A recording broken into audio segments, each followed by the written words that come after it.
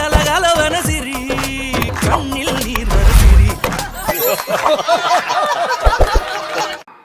ஒரு கலைஞனுக்கு எது பெரிய செல்வம்னா மேடையில் கொடுக்கிற நினைவு பரிசோ போத்துற சால்வையோ கவரில் கொடுக்கிற பணத்தை விட ரசிகர்களின் சிரிப்பொலியும் கரவொலியும் தான் ஒரு கலைஞனுக்கு நிரந்தரமான சொத்து. கிடைச்சிருச்சு, அது வரைக்கும் சந்தோஷம். இருக்கீங்க, ரொம்ப அற்புதமான ஒரு நிகழ்ச்சி இது. காரணம் என்னன்னா, ஒரு புத்தக திருவிழாவில் பேசுறது ரொம்ப கஷ்டம். எல்லாரும் புத்தகங்களை வாங்கி கொண்டும் இடையில கேன்டீனில் சாப்பாடு எல்லாம் ஓடிக்கிட்டு இருக்கு. ஒரு மாரியம்மன் கோயிலில் பேசுகிற மாதிரி தான். மாரியம்மன் கோயிலில் பட்டிமன்றம் நடக்கிற மேடை இருக்கான், பக்கத்திலே 3 மைக் செட் ஓடிக்கிட்டு இருக்கான். ஒரு மைக் செட்டில் என்னன்னா எம்ஜிஆர் பாட்டு போட்டுக்கிட்டு இருப்பாங்க, இன்னொரு பக்கம் தானா பீனா சொக்கலால் பீடி சினிமா ஓடிக்கிட்டு இருக்கான், இன்னொரு பக்கம் பார்த்தீங்கன்னா விளம்பரம் ஓடிக்கிட்டு இருக்கான். ஆஸ்திரேலியா, அமெரிக்கா, ஐரோப்பியா ஆகிய நாடுகளிலே மக்கள் விரும்பி போடுவது டிஏஎஸ் ரத்தினப்பட்டினம் பொடி. லியோனி பட்டிமன்றம் பேசுவார் அப்படின்னு இங்கே, அங்கே ரத்தினப்பட்டினம் பொடி, இங்கே லியோனி பட்டிமன்றம், சொக்கலால் பீடியோட சினிமா, இந்த பக்கம் எம்ஜிஆர் பாட்டு. இவ்வளவு சத்தத்துக்கு நடுவில் பட்டிமன்றம் நடத்துவான். எவ்வளவு ஜாலியாக இருக்கும். ஒரு புத்தக திருவிழாவில் பேசுறது உண்மையிலே ஒரு பஸ் ஸ்டாண்டில் லேகியம் விற்கிறத விட கஷ்டமான வேலை. பஸ் ஸ்டாண்டில் லேகியம் விற்பாங்க, பார்த்துருக்கீங்களா?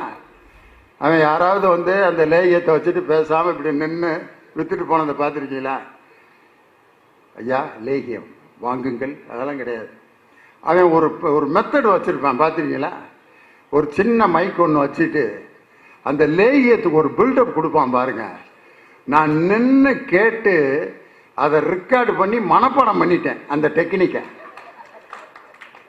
நாகமலை, தோகமலை, நடுவருக்கு வீரமலை, சுத்தி படர்ந்தமலை, சூதாடு, வையமலை, சித்திமலை, சிவன்மலை, கொல்லிமலை, கொடகுமலை, இந்த 10 மலையிலையும் தேடி கண்டுபிடிக்க முடியாத ஒரு விதை எடுத்து அந்த விதையிலிருந்து ஒரு சாரெடுத்து உருவாக்கப்பட்ட லேகியம். 50 பேர் வந்துட்டான். என்னமோ ஐயா நூதனமாக விற்கிறாரான்ட்டு. அதெல்லாம் விதலை சுதலை பாதாள இந்த 4 லோகத்திலையும் கண்டுபிடிக்க முடியாத ஒரு பழத்தை எடுத்து அந்த பழத்திலிருந்து சாரெடுத்து 2ஐயும் மிக்ஸ் பண்ணி உருவாக்கப்பட்ட லேகியம். காலையில் சில பேர் வாளியில் தண்ணி எடுத்துக்கிட்டு பாத்ரூமில் சென்டர் பண்ணி உக்காந்து முக்குவான், முனகுவான், தெக்குவான், திணறுவான், எந்திரிப்பான், உக்காருவான். மேட்ரு கீழே இறங்காமல் ரொம்ப சிரமப்பட்டுக்கிட்டு இருப்பான். நம்ம லேகியத்தை காலையில் ஒரு உருண்டை, மத்தியானம் ஒரு உருண்டையை பிடிச்சி ஒரு செம்பு தண்ணியை உள்ள தள்ளனான்னா சும்மா நாட்டுக்கொட்டை செட்டியார் காசை கொட்டின மாதிரி சும்மா பிரித்து அவன் சொல்லும் போதே நமக்கு வர்ற மாதிரியே இருக்கும் ஃபீலிங். அவன் என்ன மருந்தை விற்கிறானோ என்னமோ, அவன் விற்கிற மருந்தை ஒரு பில்டப் கொடுக்குறான் பார்த்தீங்களா? அந்த பில்டப் தான் உண்மையிலே ஒரு பேச்சினுடைய சுவையை, ஒரு கருத்தை எப்படி சொல்கிறோம் என்பதை வைத்துத்தான். என் வாழ்க்கையில் நான் தொட்ட முதல் புத்தகம் எது அப்படின்னு உட்காந்து சிந்திச்சு பார்த்தேன். நான் பிறந்ததிலிருந்து என் வாழ்க்கையில் தொட்ட முதல் புஸ்தகம் எது? எங்கள் அப்பா டெய்லி சர்ச்சுக்கு கொண்டு போய் கொண்டிருந்த அந்த பைபிள். அது ஒன்று தான் நான் பார்த்த முதல் புஸ்தகம் எங்கள் வீட்டில். அந்த பைபிளை எங்கள் அப்பா எதுக்கெல்லாம் பயன்படுத்துவார் தெரியுமா? அந்த பைபிளை கடைசியில் ஒரு 5 பக்கம் இருக்கும், காலி பேப்பர். அந்த பேப்பரில் என்னென்ன எழுதி வச்சுருப்பாருன்னா, அவருக்கு பிறந்த குழந்தைகளுடைய வரிசையாக லிஸ்ட்டு, எங்கள் அண்ணன் பிறந்த நேரம், பேர், யார் எந்த ஃபாதர் பேர் வச்சார், எங்கே வச்சோம் அப்படின்ட்டு. உண்மையிலே ஒரு முனிசிபாலிட்டியில் பண்ணி இப்போ செய்ய வேண்டிய ரெக்கார்டை எங்கள் அப்பா அந்த பைபிளில் கடைசி பேஜில் எழுதி வச்சுருந்தார். நான் எந்த நேரம் பிறந்தேன், எத்தனாம் தேதி பிறந்தேன், எந்த ஆஸ்பத்திரியில் பிறந்தேன், எனக்கு டெலிவரி பார்த்த டாக்டர் யார், எங்கள் அம்மாவை எத்தனை மணிக்கு ஆஸ்பத்திரிக்கு கூப்பிட்டு போனோம், சகலம் எழுதியிருப்பார். ஒரு குழந்தைக்கு ஒரு லைன். எங்கள் வீட்டில் 11 பிள்ளைய, பைபிள் தீர்ந்துருச்சு, கடைசியில் இருக்க அந்த 4 பேப்பரும் தீர்ந்துருச்சு. எங்கள் அப்பா அந்த பேப்பரை தீர்த்தார் பார்த்தீங்களா? அதுதான் எங்கள் அப்பாவோட வெற்றி. அந்த புத்தகத்தை முதல்ல என் கையில் கொடுத்துட்டு, இதில் என்னதான்ப்பா படிக்கிறீங்கன்னு கேட்குறப்ப எங்கள் அப்பா அந்த பைபிளில் வந்த கதைகளை எல்லாம் சொல்லுவார். எங்கள் அப்பா சொன்ன அந்த முதல்ல எனக்கு சொன்ன கதை எது தெரியுமா? பைபிளில் வந்த ஊதாரி பிள்ளை கதை. ஒரு அப்பாவுக்கு 2 பிள்ளைய. ஒருத்தன் வீட்டில் ரொம்ப பணிவாக இருந்து எல்லா வேலையும் பார்த்துக்கிட்டு இருந்தான். 2வது மகன் அவனும் நல்லவன் தான், திடீர்னு அவனுக்கு ஒரு ஆசை வந்துருச்சு. சொத்தை பிரித்து கேட்டுட்டு நம்ம தனியாக போய் ஜாலியாக இருப்போம்ட்டு அப்பாட்ட சொத்தை பிரித்து கேட்டு வெளியில் போயிட்டான். சொத்தை பூரா இழந்து ஒன்றும் இல்லாமல் போய் பன்றிகள் திங்கிற தவிட சாப்பிட்ற நிலைமைக்கு ஆளாயிட்டான். ஆளான பிறகு நான் எங்கள் அப்பாட்ட திருப்பி போகிறேன் அப்படின்ட்டு அந்த ஊதாரி மைந்தன் திருப்பி அவங்க அப்பாட்ட வர்றான். அந்த நேரத்தில் அவங்க அப்பா அந்த கந்தரகோலமாக வர்ற மகனை பார்த்துட்டு இறங்கி ஓடுறார்.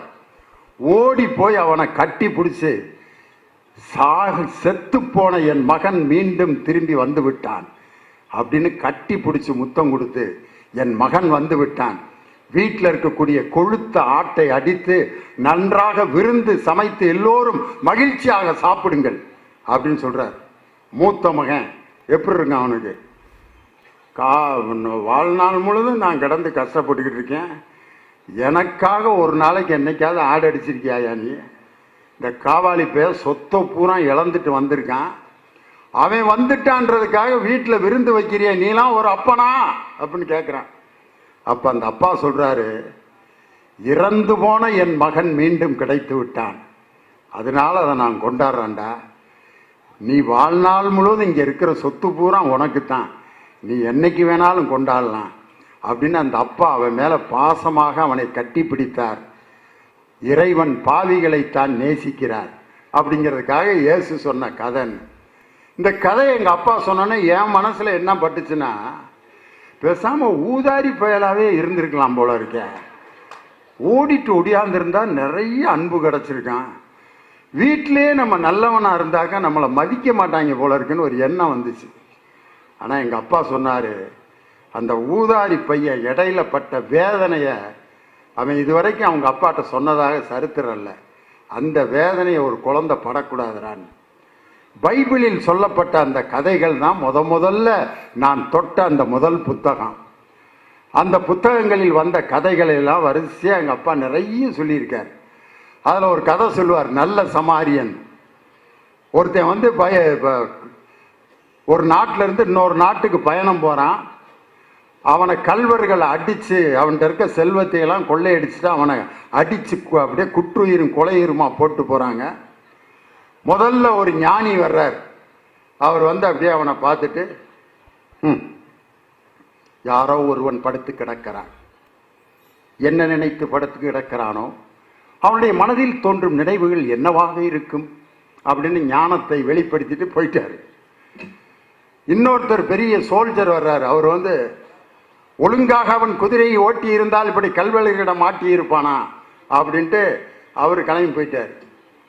ஆனால் ஒருத்தன் வந்து அந்த கீழே விழுந்து கிடக்கிறவனை பார்த்துட்டு, அவன் வந்து ஒரு தீண்டத்தகாத ஒரு பகுதியை சேர்ந்தவன், அவனை தொட்டு அவனுடைய காயங்களை குணப்படுத்தி அவனை மருத்துவரிடம் கொண்டு போய் காண்பித்து அவனுக்கு வேண்டியதெல்லாம் செய்தான் அப்படின்னு சொல்லிட்டு இந்த கதையை சொல்றப்ப அதோட சேர்த்து ஒரு துணை கதையும் எங்கள் அப்பா சொன்னார்.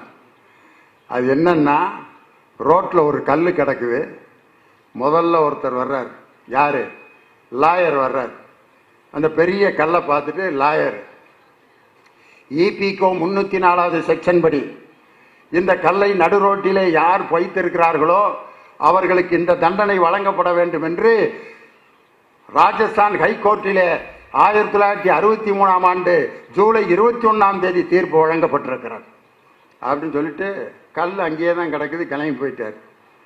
ஒரு பெரிய தத்துவ மேத எழுத்தாளர் ஜோல்னா பையோட வந்து, கல் மனிதனின் மனமும் இப்படித்தான் இருக்கிறது, கல்லை போல் இருந்தால் மனிதன் மனம் எப்படி மகிழ்ச்சியை பெற முடியும்?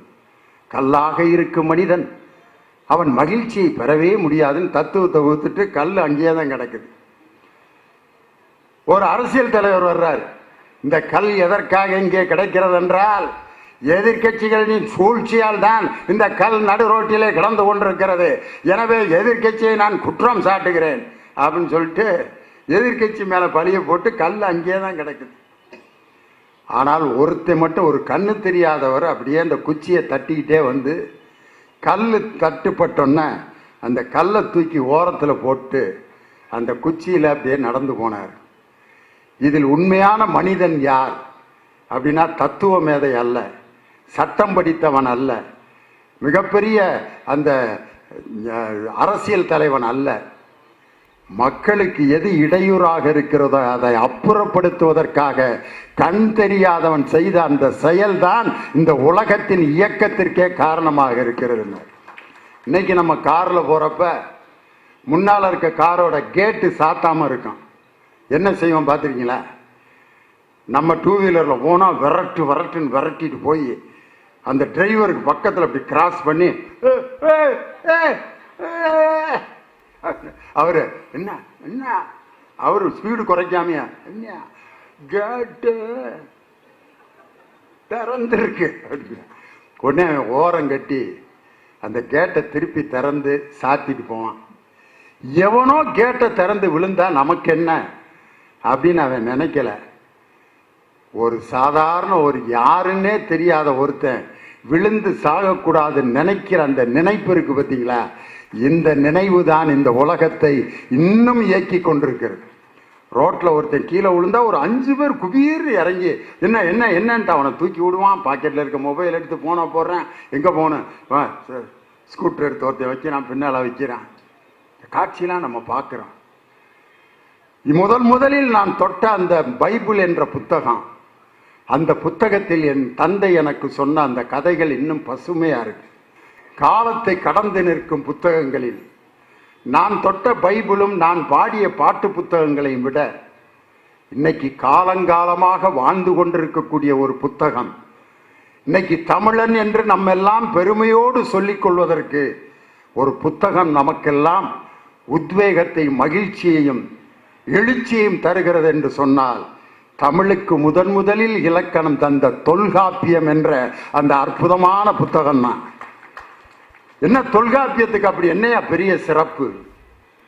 ஒவ்வொரு மதத்திலையும் எப்படி இந்த உலகம் உண்டானதுன்னு ஒவ்வொரு மதத்திலையும் ஒவ்வொரு விதமான கருத்து சொல்லப்படுகிறது. கிறிஸ்தவ மதத்தில் என்ன சொல்லப்படுகிறதுனா, ஒவ்வொரு நாளும் ஒவ்வொரு பொருளை இறைவன் படைத்து விட்டு 7வது நாள் ஓய்வெடுத்தார், 6வது நாளில் மனிதனை படைத்தார், ஆணும் பெண்ணுமாக படைத்தார், அவர்களை ஒரு நந்தவனத்திலே விட்டார். நீங்கள் இந்த எல்லா மரத்தின் பழங்களையும் சாப்பிடலாம், ஒரு மரத்து பழத்தை மட்டும் சாப்பிடப்படாதுன்ட்டாரு. ஆனா அவங்களுக்கு அதை மட்டும்தான் திங்கணும்னு ஆசை வந்து அந்த அம்மா அங்க போயிட்டு அங்க பேய் வடிவத்தில் சைத்தான் பாம்பு வடிவத்தில் வந்து அந்த அம்மாவை மயக்கி சாப்பிட்ட மாதிரி உலகத்தை இறைவன் படைத்தார்னு கிறிஸ்தவ மதம். இஸ்லாமிய மதத்தில் முதலில் உயரமான மலைகளை படைத்தார், அப்புறம் பயிர்களை படைத்தார், மக்களுக்கான உணவை படைத்தார், அப்புறம் மனிதனை படைத்தார். ஏகத்துவ இறைவன் படைத்தார்னு இஸ்லாமிய மார்க்கம்.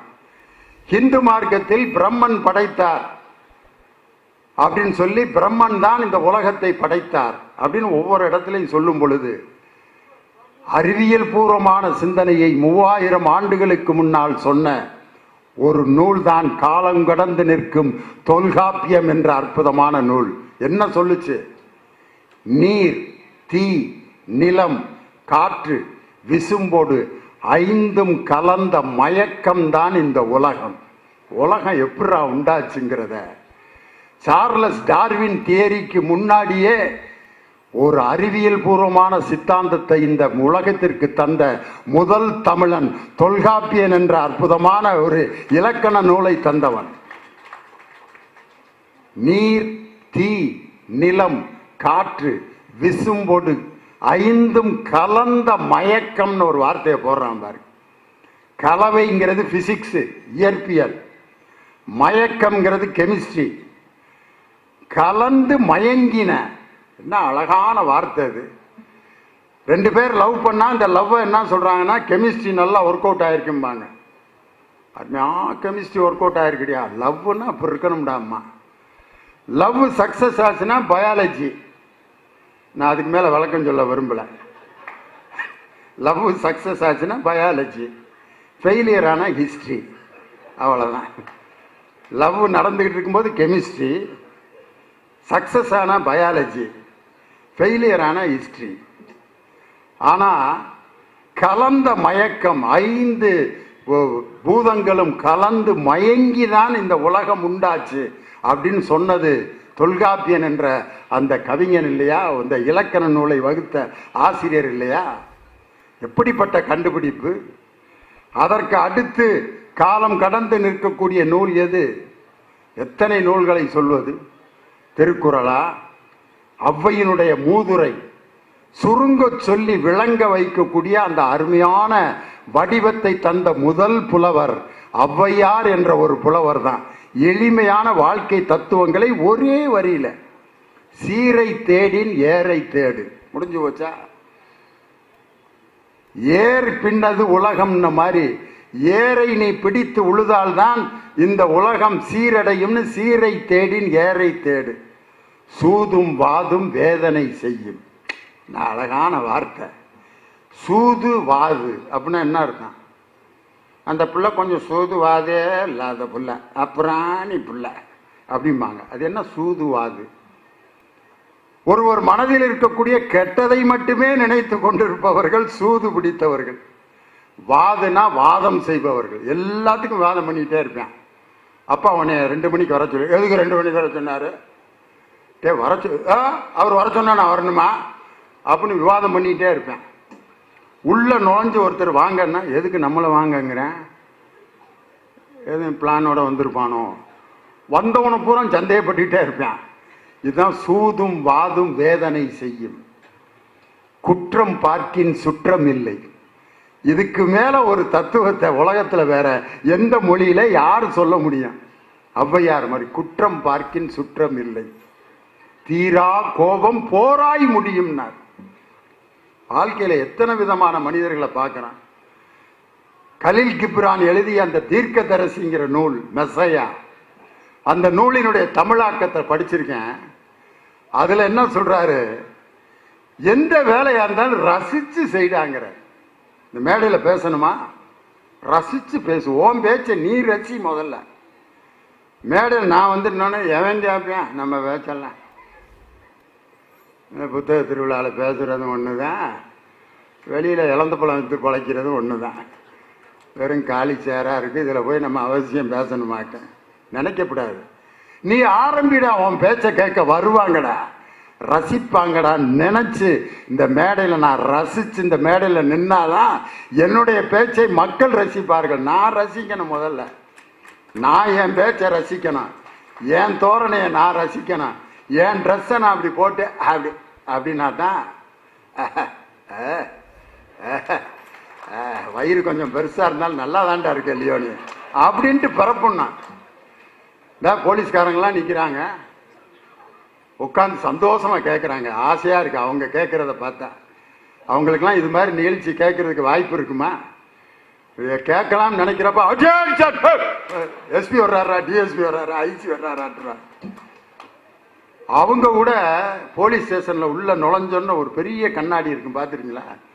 அப்படி நின்றுட்டு அப்படி பெல்ட் எல்லாம் அட்ஜஸ்ட் பண்ணி மேலே எழுதி போட்டுருவாங்க, ஆர் யூ ஸ்மார்ட் அப்படின்னு எழுதி போட்டிருப்பாங்க. என்ன அர்த்தம்? போலீஸ்காரங்க ஸ்மார்ட்டாக இருந்தால் தான் வேலை பார்க்க முடியும். போலீஸ்காரரே வாங்க ஏட்டியா அப்படின்னு, இந்தா வாரேன், நான் வந்துக்கிட்டு இருக்கேன், இந்தா ஓடுறான், திருடேன், ஓடிட்டு போகிறேன், என்ன செய்ய சொல்கிற? நான் என்னைக்கு போய் அவனை பிடிக்கிறதுன்னாருன்னா, நீ என்னைக்கியா போய் பிடிக்கிறதுன்னு. Are you smart? என் பேச்சை என்னுடைய தோரணையை முதல்ல நான் ரசிக்கணும். யாருமே அவங்க வேலையை ரசித்து செய்கிறதில்ல. ஒரு டிரைவரை கேளுங்க, நீ அவன் வேலையை ரசித்து செய்கிறியா? என்ன வேலை இதெல்லாம் ஒரு பொழப்பாடா? 5 மணிக்கு எந்திரிச்சு ஜாகராநேர்லேருந்து பட்டினப்பாக்கத்துக்கு ஓட்ட வர வேகமாக போகணும்னா ஆக்சிலேட்டரை மிதிக்கணும், குறுக்க வர்றேன், சிக்னலில் போடுறேன், ஏன்டா லேட்டுன்னு கத்துறேன், விசில் ஊதுனா எடுத்துக்கிட்டு விசில் ஊதுனா நிப்பாட்டிக்கிட்டு பொழப்பா அது அப்படின்னு நினைச்சாருன்னா அந்த டிரைவராகவே இருக்க முடியாது. ஒரு டிரைவர் என்ன நினைச்சு வண்டியை ஓட்டணும்னா, 60 உயிர்கள் என்னை நம்பி உட்கார்ந்துருக்கு, அவங்கள உயிரோட கொண்டு போய் சேர்க்கின்ற கடவுளுக்கு இணையான வேலையை எனக்கு கொடுத்துருக்காங்க அப்படின்னு நினைச்சு ஸ்டேரிங்க பிடிக்கணும். கண்டக்டரை கேட்டால் இதெல்லாம் ஒரு பொழப்பா அப்படிங்கிறாரு. என் வேதனை எனக்கு தானே தெரியுங்கிறாரு. ஏயா உனக்கு என்னையா கஷ்டம்? டிக்கெட்டை கொடுத்துட்டு உட்காந்துருக்க வேண்டியானா? எனக்குன்னே வர்றாங்கய்யா, ஏன் என்ன தண்ணியை போட்டு ஒருத்தன் ஏறுறேன் புல் போதையில், எங்கே போகணுன்னு கேட்குறாரு கண்டக்டர். கண்டுபிடி பார்ப்போம் அப்படிங்கிறான். டேய் நீ எங்கே போகிறன்னா எப்படிடா கண்டுபிடி, சம்பளம் வாங்குறீல கண்டுபிடுறா. அவன் எப்படியா கண்டுபிடிப்பேன்? அவன் எந்த ஊருக்கு போகிறான்னு கண்டக்டர் என்ன கனவை கண்டார். பிரதர் நீங்கள் உட்காருங்க, நாங்கள் உங்கள் ஊர் அப்புறம் நான் கண்டுபிடிக்கிறேன் அப்படின்னு உட்கார வச்சிட்டார். டிக்கெட் எடுறான்னா அதுக்கு ஒரு பதில் சொன்னேன். பின்னாடி கண்ணாடி போட்டு எங்கள் மாமியை உட்காந்துருப்பார், அவர் எடுப்பார். அவங்க மாமி இவனை விட ராஜ போதையில் இருக்கார். உங்கள் மாப்பிள்ளைக்கு டிக்கெட் எடுக்கிறது. அதுக்கு மாமியன் பதில், மச்சான் என்னையா சொன்னார், பின்னாடி கண்ணாடி போட்டிருக்கவனத்துக்கான கேட்க சொன்னார், நான் முன்னாடியிலடா கண்ணாடி போட்டிருக்கேன். என்ன கண்டக்டரு இந்த வேலையை பார்க்கறதுக்கு பழனிமலை அடிவாரத்தில் உட்காந்து பிச்சை எடுத்து பொழைச்சிட்டு போயிடலாம்டா. வரத்தான் செய்வேன்.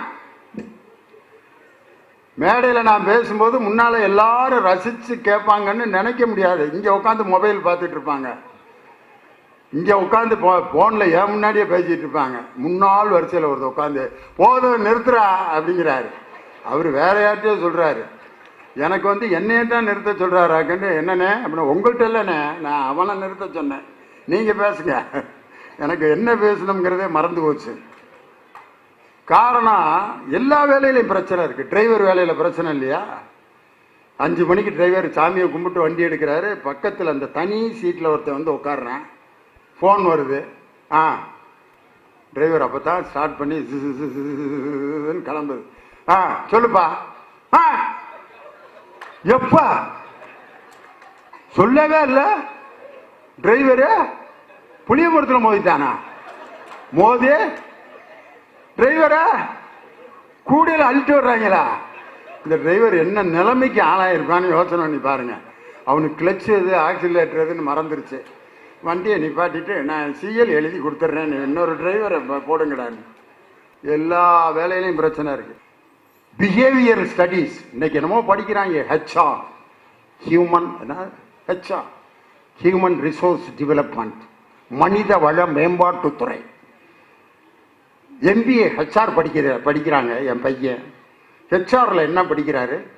எப்படி வேலை வாங்குவது, எப்படி வேலையை கொடுப்பது, வேலையை செய்து எப்படி அதை மதிப்பிடுவது, இதுதான் ஹெச்ஆர்.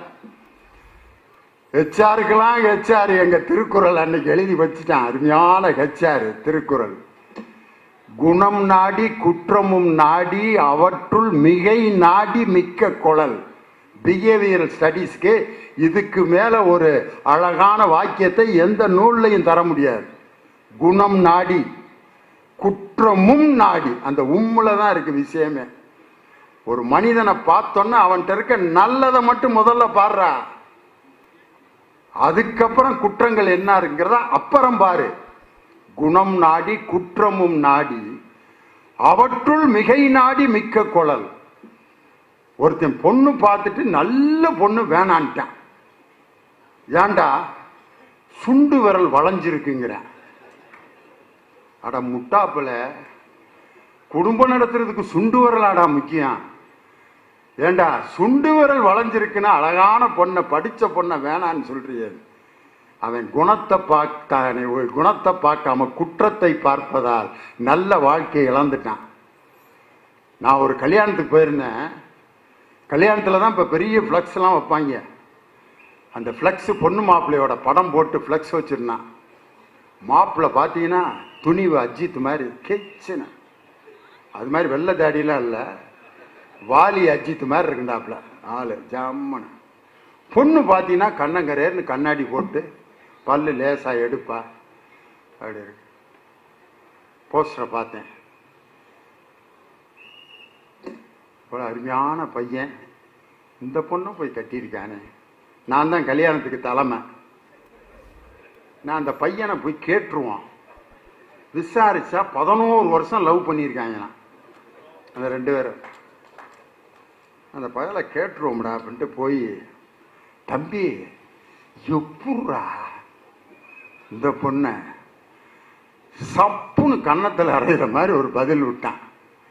சார், அவன் நாளைக்கு ஏன் ஒய்ஃப் ஆக போறா சார், உங்களுக்கு அழகா இருக்கணும்னு அவசியம் இல்லை சார். அவள்கிட்ட எது அழகுன்னு எனக்கு தெரியும் சார். நான் பாருங்க, வாழ்றதுக்கு கற்றுக் கொடுக்கறத ஓன்ட்ட தாண்டா வாழ்க்கையவே கற்றுக்கணும்னு. அவள்கிட்ட எது அழகுன்னு எனக்கு தெரியும் சார். நான் உண்மையில எவ்வளவு பெரிய பாடம். குணம் நாடி குற்றமும் நாடி அவற்றுள் மிகை நாடி மிக்க குழல். எங்களுடைய தமிழாசிரியர் ராமசாமி ஐயா சொல்லுவார், கல்யாண வீடுகளில் பேசும்போது சொல்லுவார், ஒருத்தன் ஒரு மாங்காய் மரத்தில் ஒரு மாங்காயை எய்ம் பண்ணி அடிக்கிறான். கல்லை கொண்டு அந்த மாங்காய் தான் எனக்கு வேணும்னு அடிக்கிறான். அந்த மாங்காவை தவிர மற்ற மாங்காயெல்லாம் விழுகுது. இன்னொரு மாங்காய் விழுகுது. ஐயோ, அதுதான் வேணும் அப்படின்ட்டு திருப்பி திருப்பி ஒரு 20-30 கல் அடிக்கிறான். அந்த மாங்காய் மட்டும் விழுகலை. சாயங்காலம் ஆகி போச்சு, இருட்டாயிடுச்சு. பார்த்தேன் 4 மாங்காய். இதில் எது நல்ல மாங்காயோ அதை எடுத்து அறுத்து உப்பு போட்டு சாப்பிடு. இதுதான் கல்யாண வாழ்க்கைன்னாரு. என்ன ஐயா மாங்காய் கதை ஒன்று சொல்லிட்டு கல்யாண வாழ்க்கை இப்படி சொல்றாரு. எனக்கு வரப்போற பொண்ணு இப்படித்தான் இருக்கும்னு ஒரு பெரிய கணக்கு போட்டு வச்சிருப்பேன். அந்த கணக்கெல்லாம் தவறாகி உனக்கு ஏதோ ஒரு பொண்ணு கிடைக்கும். அந்த பொண்ணுகிட்ட எது நல்லதோ அதை ரசிச்சு அந்த பொண்ணுகிட்ட இருக்க நல்ல குணங்களை ஏற்றுக்கொண்டு வாழ எவன் பழகுகிறானோ அவன்தான் வாழ்க்கையில் வெற்றி அடைவான். குணம் நாடி குற்றமும் நாடி அவற்றுள் மிகை நாடி மிக்க குழல். என்ன அருமையான பிஹேவியர், உளவியல் சிந்தனையை வள்ளுவர் அன்னை சொல்லியிருக்காரு. அறிவியல் பூர்வமான சிந்தனை. ஏதோ தமிழனுக்கும் அறிவியலுக்கும் சம்பந்தமே இல்லாம எம்ஆர் ராதா இப்படித்தான் அறிவியலா நம்ம சிந்திக்கணும்னு படத்துக்கு படம் பேசினார். பாகப்பிரிவினையில வருவார் பார்த்தீங்களா, சிகரெட் குடிச்சிட்டு,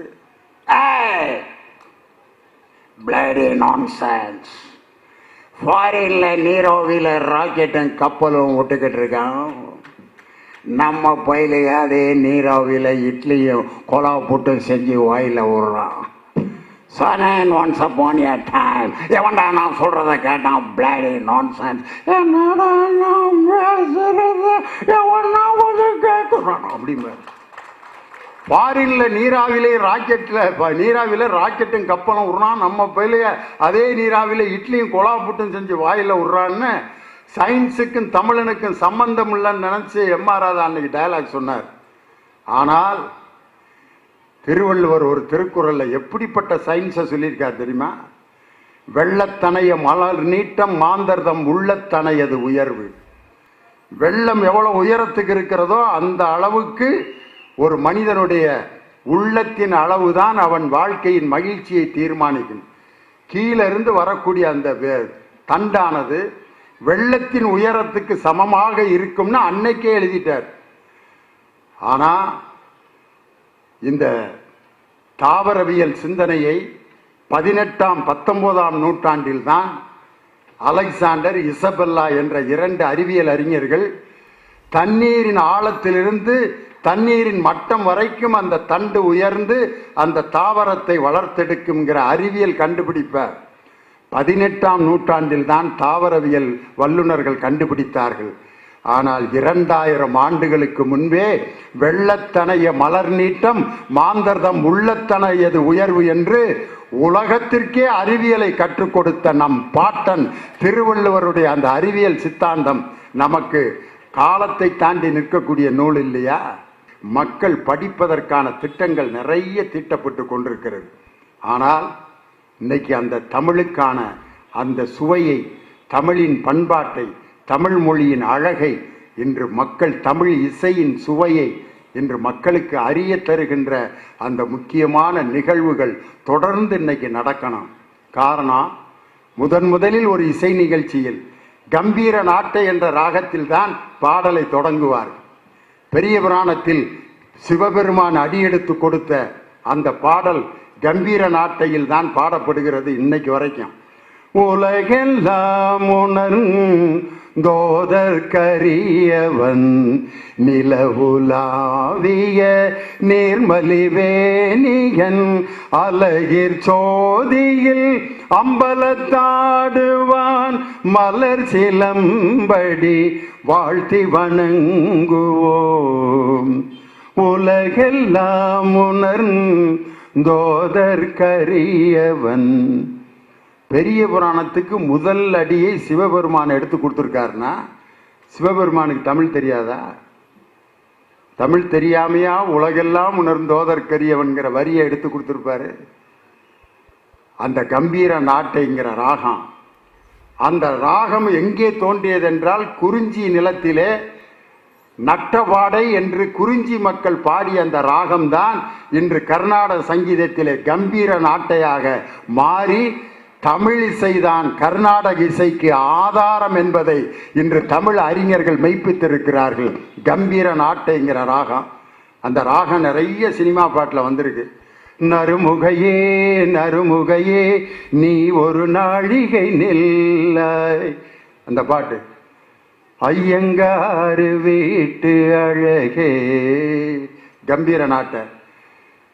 இன்னொரு பாட்டு பார்த்தீங்கன்னா, அடடா நீ ஒரு பார்வை பார்த்தால் மனம் விரும்புதே உன்னை உன்னை மனம் விரும்புதே, கம்பீர நாட்டை.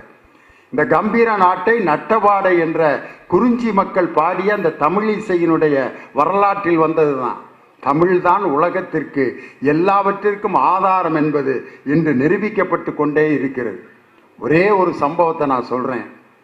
இன்று கவிஞர்களின் அந்த கவிதை நூல்கள் எவ்வளவு விற்பனையாகி கொண்டிருக்கின்றன. கண்ணதாசன் பாடல்கள் அப்படிங்கிற அந்த 4 பாகம் இன்னும் விற்பனை ஆயிட்டு. அந்த மனிதன் பாட்டெழுத நிறுத்தி எத்தனை வருடங்கள் ஆகுது. 3ஆம் பிறை கண்ணே கலைமானே பாட்டோட தன் கடைசி பாடலை நிறைவு செய்து விட்டார்.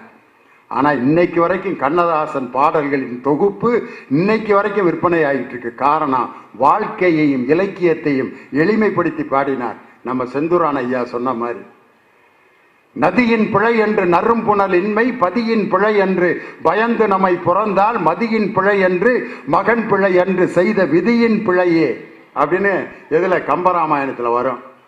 இதை ஒரு தமிழாசிரியர் நடத்தினார்னா இப்படியே பார்ப்பாங்க. என்னங்கய்யா சொன்னீங்க? ஐயா என்ன சொன்னீங்க? நதியின் பிழை என்று நறும் புனல் இன்மை, பதியின் பிழை என்று பயந்து நம்மை புறந்தால். அப்ப நான் கிளம்புறமையா, நீங்களா பேசிட்டு வாங்கம்மா. கண்ணதாசன் இந்த பாட்டில் இருக்க சிந்தனை எடுத்து அழகா ஒரு திரைப்பட பாடல்ல போட்டு TM சௌந்தரராஜன் பாடி சிவாஜி கணேசன் நடிச்சிருப்பார்.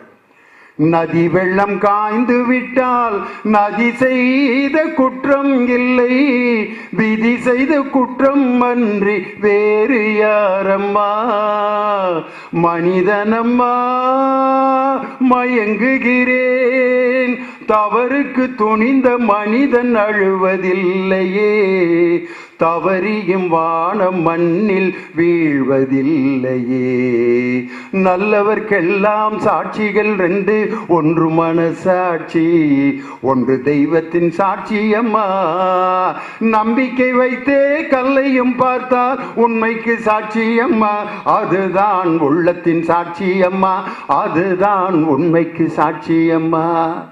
ஒரு கம்பராமாயணத்தில் வந்த செய்தியை என்ன அழகா எளிமைப்படுத்தி சொன்னார். இன்னும் ஒரு மனுஷன் வேதனையில் இருக்கிறதுக்கு கண்ணதாசன் பாட்டு மாதிரி ஒரு ஆறுதல் வேற எதுவுமே இல்லை. சர்வப்பள்ளி டாக்டர் ராதாகிருஷ்ணன் ஜனாதிபதியா இருந்தப்ப சைனா வார் நடந்தது. அந்த சைனா வார் நடந்து அடிபட்ட வீரர்கள் எல்லாம் டெல்லியில ஆஸ்பத்திரியில் இருந்தாங்க. அதுல தமிழகத்து வீரர்கள் நிறைய பேர் இருந்தாங்க. அப்ப அவர் தமிழகத்தினுடைய ஜனாதிபதியா இருந்ததுனால அவர் என்ன ஒரு ஐடியா பண்ணாருன்னா, தமிழ்நாட்டிலிருந்து திரைப்பட கலைஞர்கள் ஒரு 50 பேரை பிளைட்ல கூட்டிட்டு வந்து அந்த அடிபட்ட போர் வீரர்களுக்கெல்லாம் ஒரு கலை நிகழ்ச்சி ஏற்பாடு பண்ணியிருக்காரு. யார் யாரெல்லாம் இப்போ கூட போனாங்கன்னா, நடிகர் திலகம் சிவாஜி கணேசன், சாவித்திரி, சந்திரபாபு, MS விஸ்வநாதன் எல்லாரும் போயிருக்காங்க. போய் அவங்க கச்சேரிலாம் முடிச்ச பிற்பாடு ஜனாதிபதி மாளிகையில் விருந்து சாப்பிட்டு எல்லாம் உட்காந்து பேசிட்டு இருக்காங்க. ஜனாதிபதி யாரு? சர்வப்பள்ளி டாக்டர் ராதாகிருஷ்ணன் உட்காந்துருக்காரு. எல்லா நடிகைகள் எல்லாம் வந்துட்டு, ஐயா வணக்கம், ரொம்ப நன்றி, எனக்கு ஒரு நேயர் விருப்பம், சிவாஜி கணேசனை அந்த திருவிளையாடல் படத்தினுடைய வசனத்தை பேச சொல்லுங்க அப்படின்னு இருக்காரு. யாரு? ஜனாதிபதி. சிவாஜி கணேசன் பேசியிருக்காரு. அங்கம் புழுதிபட அறவாளை நெய் பூசி பங்கம் பட பரண்டு கால் பரப்பி சங்கதனை கீர் கீர் என அறுக்கும் நக்கீரனோ எம் கவியை ஆராய்ந்து சொல்ல தக்காவான். ஜனாதிபதி ஐயா, உண்மையிலே சிவபெருமான் இப்படி தமிழ் பேசியிருப்பாரான்னு எனக்கே சந்தேகமா இருக்கு.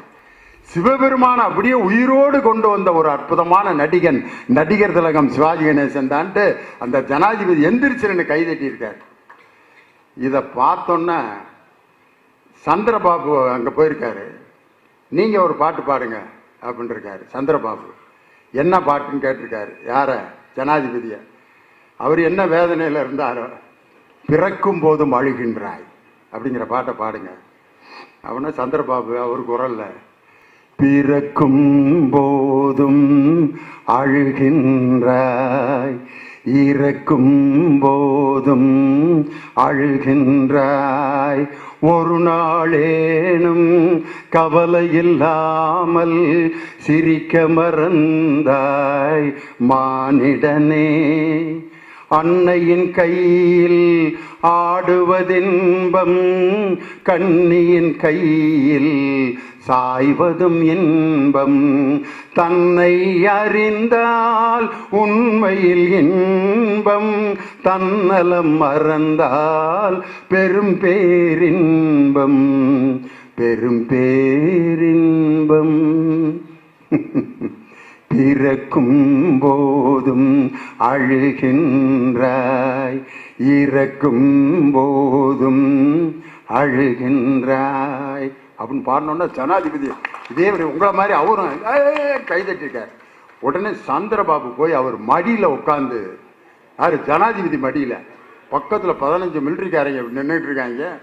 அவர் பாட்டுக்கு மடியில் உட்காந்து, சூப்பர் ரசிகண்டா நீ மாப்பிள்ள அப்படின்ட்டு அந்த தலப்பா கட்டின தாடை அப்படி உருகே, மாப்பிள்ள ரசிகண்டா அப்படின்ட்டு, என்னம்மா நான் அவ்வளோ அருமையாக ரசிச்சுக்கிட்டு இருக்கேன், நீ ஜனாதிபதியா நீ அப்படின்னு இருக்காரு. உடனே அந்த பக்கத்தில் இருக்க பெட்டாலியெல்லாம் ஜாவ்.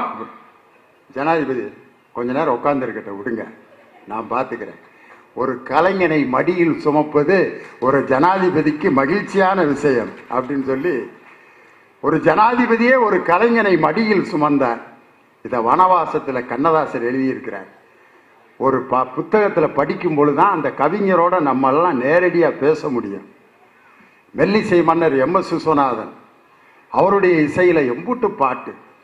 என்னுடைய வாழ்க்கையில் நடந்த ஒரு சம்பவத்தை மட்டும் சொல்லி நான் இந்த உரையை நிறைவு செய்கிறேன். ஓடிக்கிட்டே இருக்கேன், நீங்கள் ஒரு 15 பேர் எந்திரிப்பீங்க, அதை வச்சு முடிச்சிடலாம்னு நான் நினச்சேன். நீங்கள் என்னடானா நீயா நானான்னு இப்போ நடந்துக்கிட்டு இருக்கு. அதில் உண்மையிலே தோல்வி லியோனிக்கு தான், வெற்றி என்னுடைய ரசிக பெருமக்களுக்கு தான். நீங்கள் தான் ஜெயிச்சிட்டீங்க.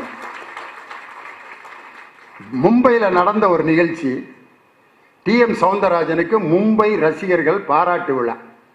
TM சௌந்தரராஜன் வந்திருக்கார், பட்டிமன்றம் நடத்தினான். தலைப்பு என்ன தெரியுமா? TMS பாடல்களில் மக்கள் ரசித்தது MGR பாடல்களா சிவாஜி பாடல்களா? எப்படி இருந்திருக்கான் தலைப்பு. நான் நடுவர். வெண்மணி, முல்லை நடவரசு, மூரா, மாரிமுத்து 4 பேர். முல்லை நடவரசு மாரிமுத்து சிவாஜி பாட்டுக்கு, வெண்மணி மூராவும் MGR பாட்டுக்கு பாடுறாங்க. MGR பாட்டை அவங்க பாடினோன்னா நான் 2 பாட்டை வாங்கி, கொடுத்ததெல்லாம் கொடுத்தான் அவன் யாருக்காக கொடுத்தான், ஒருத்தருக்கா கொடுத்தான் அப்படின்னு MGR குரூப் எல்லாம். பொன்னெழில் பூத்தது பொதுவானில், வெண்பனி தூவும் நிலவேனில், நான் ஒரு குழந்தை நீ ஒரு குழந்தை, ஒருவர் மடியிலே ஒருவர் அடி. பாட்டு சிவாஜி கணேசன் பாட்டை பாடினா அதுக்கு மேல கண்ணெதிரே தோன்றினாள், கனிமுகத்தை காட்டினாள், நேர்வழியில் மாற்றினாள், நேற்று வரை ஏமாற்றினாள். கண்ணெதிரே அந்த நாள் ஞாபகம் நெஞ்சிலே வந்ததே, நண்பனே நண்பனே நண்பனே இந்த நாள். நான் தீர்ப்பு என்ன சொல்லி பாடுபட்டிருப்பேன்னு யோசனை பண்ணி பாருங்க. டிஎம்எஸ்ஸை பார்த்தா அவர் ஒவ்வொரு பாட்டுக்கும் முருகா முருகா என்ன இந்த லியோனி இந்த முருகன் இப்படி இப்போ ஒரு வாய்ஸை கொடுத்துருக்காரு, இப்படி பாடுறாரு நம்ம பாட்டெல்லாம் அப்படின்னு ஆசையாக பார்க்குறாரு. தீர்ப்பு என்ன சொன்னேன் தெரியுமா? டிஎம்எஸ்கிட்ட ஒரு கேள்வி கேட்டேன். அங்கனையே 3 மதத்து பாட்டையும் பாடுறீங்களே, ஒவ்வொரு மதத்து பாட்டுக்கும் ஒரு லைன் பாடுங்கன்னு பாடினார். என்ன பாட்டுன்னு கேட்டார். உங்களுக்கு பிடிச்ச முருகன் பாட்டு ஒன்று பாடுங்கன்னு அழகா பாடினார். கற்பனை என்றாலும் கச்சிலை என்றாலும் கந்தனே உனை மறவேன், நிற்பதும் நடப்பதும் நின் செயலாலே, நிகழ்வதும் நிறைவதும் நின் செயலாலே, கற்பதெல்லாம் உந்தன் கனிமொழியாலே, காண்பதெல்லாம் உந்தன் கண் விழியாலே, கற்பனை என்றாலும் அப்படின்னு பாடினார். அவர் 2 வரி தான் பாடினார், மிச்சத்தை நான் தான் பாடினேன். கிறிஸ்துவ சமயத்துக்காக நீங்க பாடின சினிமா பாட்டுல 2 லைன் பாடுங்க அப்படின்னா ஞானவழி பாட்டை பாடினார். தேவனே என்னை பாருங்கள், என் பாவங்கள் தம்மை வாங்கிக் கொள்ளுங்கள். Oh my Lord please pardon me. உமது மந்தையில் இருந்து 2 ஆடுகள் வேறு வேறு பாதைக்கு சென்று விட்டன. 2ம் சந்தித்த போது பேச முடியவில்லையே. ஆஹா, இஸ்லாமியருக்காக பாடின ஒரு பாட்டு பாடுங்க அண்ணா. பாவ மன்னிப்பு பாட்டை பாடினார். எல்லோரும் கொண்டாடுவோம், எல்லோரும் கொண்டாடுவோம், அல்லாவின் பெயரை சொல்லி நல்லோர்கள் வாழ்வை எண்ணி, அல்லாவின் பெயரை சொல்லி நல்லோர்கள் வாழ்வை எண்ணி, எல்லோரும் கொண்டாடுவோம். அவர்கிட்ட கேட்டேன், 3 மதத்து பாட்டையும் அந்த மதத்துக்காரங்க பாடினா கூட இப்படி பாடியிருக்க மாட்டாங்களே. இவ்வளோ பெரிய விபூதியும் குங்குமமும் போட்டு கிறிஸ்தவ பாட்டு, இஸ்லாமிய பாட்டு, முருகன் பாட்டை எப்படி பாடுறீங்களோ அதே உணர்வோட எப்படி பாடுறீங்க? அப்போ டிஎம்எஸ் சொன்னார், நான் கிறிஸ்துவ மதத்து பாடல் பாடும் பொழுது முழுமையான கிறிஸ்தவனாக என்னை உணர்ந்து கொண்டே நான் பாடுவதால் தான் அந்த பாடலை நான் ரசித்து முழுமையாக பாட முடிகிறது.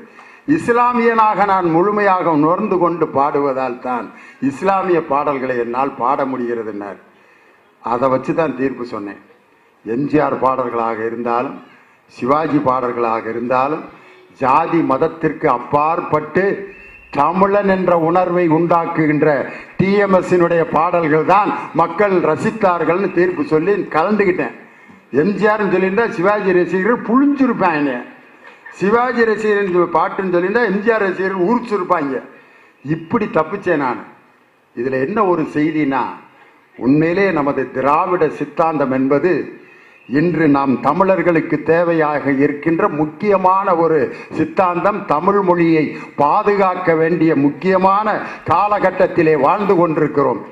ஜாதியாலும் மதத்தாலும் நம்மை பிரிக்கின்ற சக்திகளை முறியடித்து தமிழன் என்று ஒன்றுபடுவதற்கான காலத்தை தாண்டிய நூல்கள் எல்லாம் இந்த பப்பாசியின் 980 அரங்குகளிலே விற்பனையாகி கொண்டிருக்கிறது. அந்த நூல்களை எடுத்து படித்து தமிழர்களாக ஒன்றுபடுவோம், தமிழ் மொழியை பாதுகாப்போம், தமிழ் பண்பாட்டை பாதுகாப்போம் என்று சொல்லி எங்களை வியக்க வைத்து இவ்வளவு நேரம் அமைதியாக ரசித்து கேட்ட என் உயிரினும் மேலான ரசிக பெருமக்களுக்கு வாழ்த்துக்களை தெரிவித்து வந்து மிக சிறப்பாக இதை பதிவு செய்து மக்களுக்கு தெரிவிக்கின்ற ஊடக நண்பர்களுக்கும் செய்தித்துறை நிறுவனங்களுக்கு என்னுடைய மனமார்ந்த நன்றியையும் வாழ்த்துக்களையும் சொல்லி விடைபெறுகிறேன். நன்றி, வணக்கம்.